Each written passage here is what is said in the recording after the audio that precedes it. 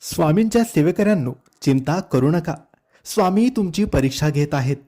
जीही तुमची वाईट वेळ सुरू आहे, दुःख आहे, गरिबी आहे, दरिद्री आहे, समस्या आहे, ते लवकरच निघून जाणार आहे.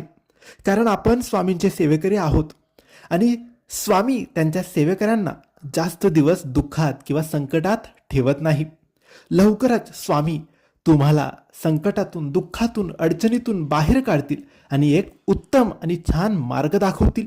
आणि त्या मार्गावर चालून तुम्ही सगळं काही जिंकू शकतात.